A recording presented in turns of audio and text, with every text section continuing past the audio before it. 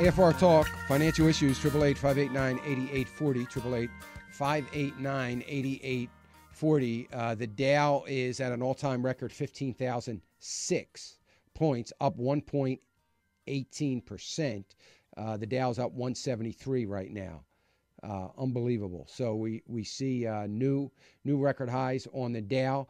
Folks, there's probably not a better time than to be a partner with Financial Issues. And if you have not contacted the AFA Foundation, let me tell you, you've got this year, in my opinion, to really get down to some planning, some estate planning if you need it. I mean, maybe you don't have a very complicated situation and it's not necessary. But if you do, you really need to get down to some financial planning. And I hope that you will do that and call the AFA Foundation. The AFA Foundation is going to help you. And I'll tell you, we're in for some major volatility. If you get my newsletter, if you don't get it, you can go to financialissues.org. It's a free email newsletter. Comes out at the end of the day on Fridays.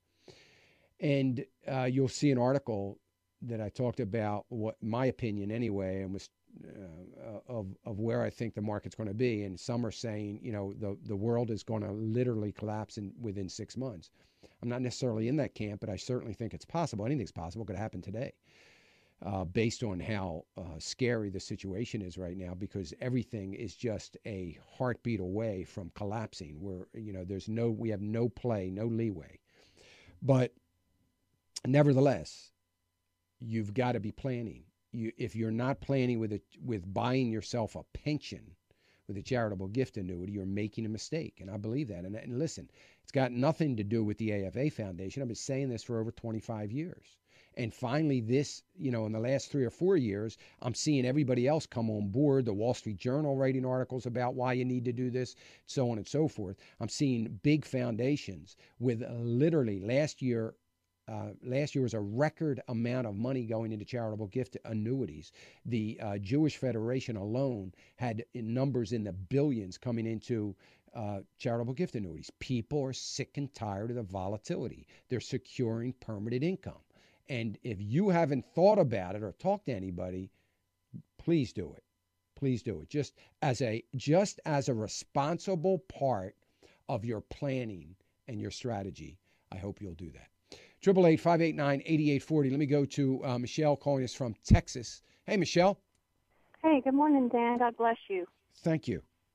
I'll try to be quick. I have a IRA question also about rolling over. My husband just changed jobs in early April, and he went from one job to the other, and he's got about $5,500 from the other company. Mm-hmm. And just trying to figure out if he should roll it to the new company, but I don't know if we really like their funds. It's like Fidelity. They have an energy fund that's kind of interesting, but I don't know much about that. And then was wondering if we should do something else like you recommend Charles Schwab or a IRA, Roth mm-hmm. IRA, something like that. Just trying to figure out what to do with it.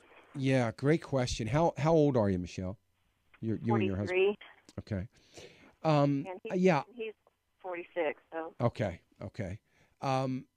When he participates in the 401k there at the new job, I would participate in the energy fund. It's good that they're offering that, by the way. But yeah, this money, I would probably roll it over into your own. Now you can't, or not that you can't. If you roll it over into a Roth IRA, you got to pay taxes on the $5,500. Okay, so you've got to be prepared to do that. Which, frankly, I would be okay with that, but that's up to you. But yes, I would probably look at an E-Trade or a Charles Schwab or a situation like that and gain a little bit of control of it and roll it over open up an IRA account. If you went to Schwab.com or E-Trade.com or one of those other brokers and open it up an account, you can do it online, and they will transfer it for you. So they'll roll that money over for you from the old to the new account. And then you can make some decisions. Don't change anything that it's in or anything like that until after you've rolled it over. Wait until you roll it over, and then if there are some mutual funds that you have in that or something else that you want to sell, do it once you get it into your new account. But I would do that, so you would open up either a traditional IRA account at a Charles Schwab or E-Trade or any other, or a Roth IRA. And again, if you do a Roth, you're going to have to pay the taxes on the money that you roll over. So at the end of the year, when you do your taxes, you will have to, you'll find the box there where it says IRA changes or distributions, something to that effect, where you'll have to note it. You'll also, in all likelihood, get a 1099 form from the current holder of this 5,500, and then you'll file that with your taxes, and you'll have taxes due on that money. But yes, I would do that. I wouldn't necessarily roll it over into the new company. I like the idea. This is a perfect amount to kind of get started and get a feel with your own account, because someday when you retire, you're gonna likely roll away the money from whatever company at that time your money's in, and roll it into your own account. Now's a good time to kind of get started and getting a feel for what that's all about. So that's what I'd like you to do, Michelle. And how do you know, like, how much, if you decide to buy stock with your own account, how do you know how much to buy? Like, you have picks. How do you know, like, should I get this many shares of this, or so like what to buy?